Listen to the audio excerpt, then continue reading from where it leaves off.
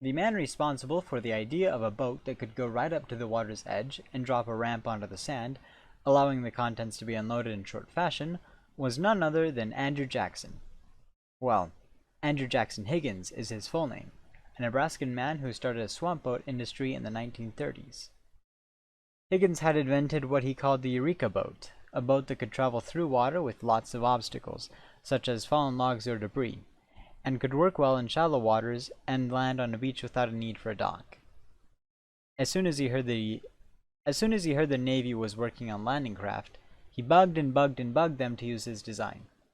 The Marines were gung-ho about his design, accepting it right off and working with him to improve the design.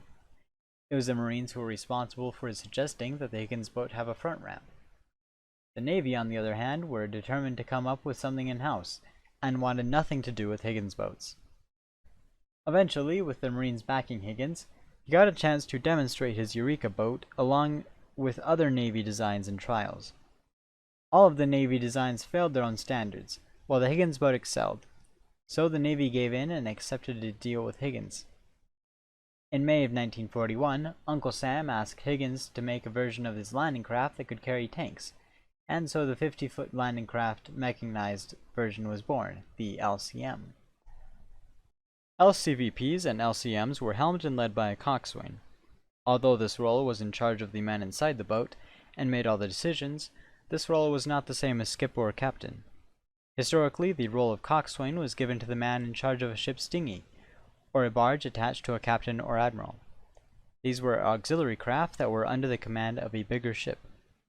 So the Higgins boats, both the LCVPs and LCMs, were carried aboard attack transport ships, and were lowered into the water and loaded offshore before a landing.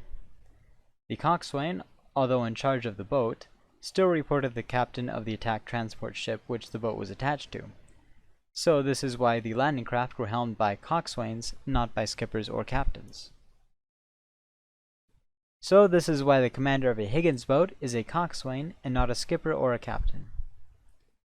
This kit is available at MRS Hobby Shop in Salt Lake City or Sandy, Utah, or online at kitlinks.com.